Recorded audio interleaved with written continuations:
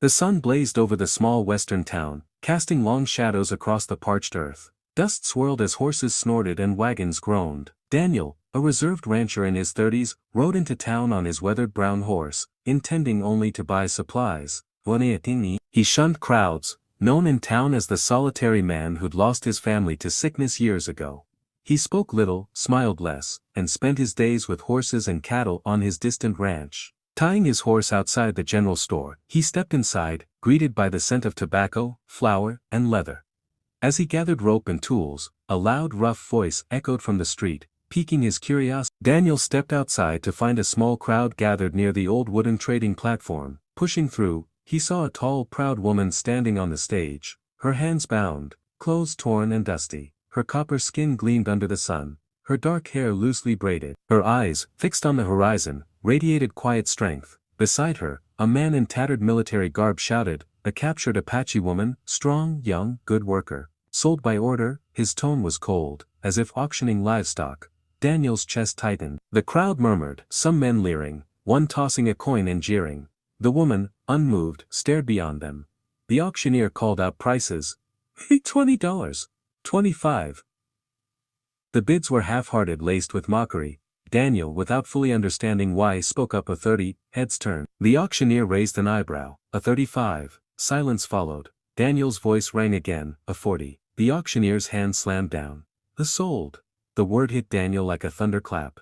He hadn't meant to buy her, he'd only wanted to stop the humiliation. The crowd chuckled as the soldier shoved her toward him, handing over a paper. She's yours, he said icily. Daniel paid and gently untied her hands. For the first time, her gaze met his, steady and piercing, silencing his words.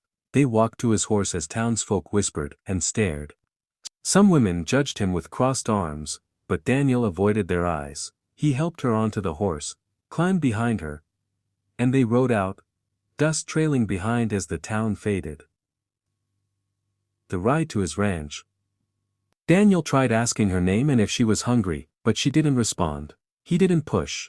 As the sun set, painting the sky orange and gold, they reached his modest ranch. A cabin, a small barn, and a porch with a broken chair. He helped her down and opened the cabin door. You can rest here, he said softly. She stepped inside, scanning the sparse room. A table, a rough bed, an iron stove. Daniel offered her water, which she took carefully, then made a simple stew of beans and meat. She ate slowly, her movements deliberate, taking only what she needed. When she finished, she spoke, her voice low but clear. Why did you buy me? Daniel paused, caught off guard. Because they were treating you wrong. No one deserves that. She nodded, her expression unreadable. You bought me anyway. That means I'm yours. He shook his head. Stay tonight, eat, rest. Tomorrow you can go wherever you want. She stared at him, then whispered. No one buys freedom. The words struck deep. She turned to the window, gazing at the darkening fields. Daniel, at a loss, stepped onto the porch, listening to the horses under the starlit sky. Hours later he returned to find her cleaning dishes and folding a blanket. She sat by the fire, staring into the flames. What's your name? He asked again. After a pause, she said, Ayanna. He repeated it softly. She glanced at a carved horse on the shelf. You live alone? Daniel nodded. For a long time. They spoke little more. He gave her the bed and slept in a chair by the door. Her steady breathing filled the quiet, easing his loneliness for the first time in years. At dawn, Daniel found Ayanna feeding the horses, barefoot, her torn dress neat. She moved with ease, as if born to the land. You don't have to work, he said. I know, she replied. But I don't sit still. She brushed a horse's neck, calming it with a touch. Daniel watched, a quiet smile forming.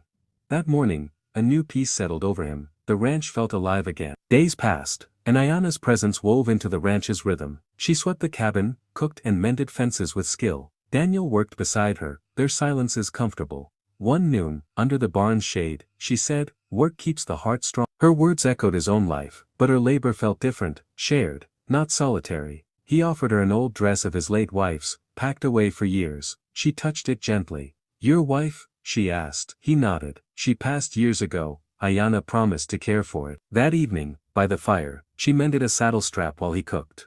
You don't talk much, he said, smiling. A talking brings trouble, she replied. A listening tells more truth. He laughed softly, and her lips curved slightly. Later, he said, "You said no one buys freedom." "I've been thinking about that." She gazed into the fire. "It's true, freedom isn't traded. Once paid for, it's not real." Daniel nodded. Maybe I didn't buy yours. Maybe I paid to stop them hurting you." She studied him. "Why bring me here?" He hesitated. "I don't know. Maybe because I know loss too." Ayana's eyes softened. "What did you lose?" Daniel's voice was low. My wife and son to fever. Work's been easier than remembering." She nodded, sharing her own story. Soldiers burning her village, her parents' deaths, her capture after days of running. Daniel listened, jaw tight, offering silence instead of words. She continued, "In town, I thought I'd die. But you came. You didn't look at me like they did." He swallowed hard. "You're safe here," he said. Weeks passed, their bond deepening through shared work and quiet moments. Ayana planted corn and herbs, her hands sure in the earth. One evening, a trader visited, smirking about Daniel's Apache woman. Daniel's voice was firm. She's no trouble. She's the best thing here." The trader left and Ayana said softly, "You didn't have to say that." "It's true," he replied. She gave him a horsehair bracelet for luck, saying, "You gave me back my name." One morning, Ayana spoke of a reservation 2 days south, where her people might be. Daniel's heart sank, but he offered to take her. "You deserve a home," he said. She looked at him. "You speak like you already gave me one." They rode to the settlement. But no one recognized her. "They don't know me," she said, pain in her voice. "You saved me once," she added. "And now let me choose." She stepped closer. "I want to stay with you. Not as someone bought, but as someone beside you." Daniel nodded, relief flooding him. Then stay." Back at the ranch, Daniel returned from town with a paper from the preacher who'd visit the next day. "You said you wanted to stand beside me." "Equal," he said. "I want you to be my wife." Ayana's eyes glistened. "You didn't have to ask. You already gave me everything." The preacher arrived at dawn, marrying them on the porch with simple vows. "You," they both said, hands joined in trust, not ownership. The preacher left, and they planted corn together, a symbol of their shared future. Life settled into a warm rhythm. Ayana's basket sold in town, and whispers turned to nods of respect. One evening, she asked, "Do you regret that day in town?" Daniel shook his head. "It saved my life as much as yours." She smiled. Maybe the earth sent me to you." He looked at her, heart full.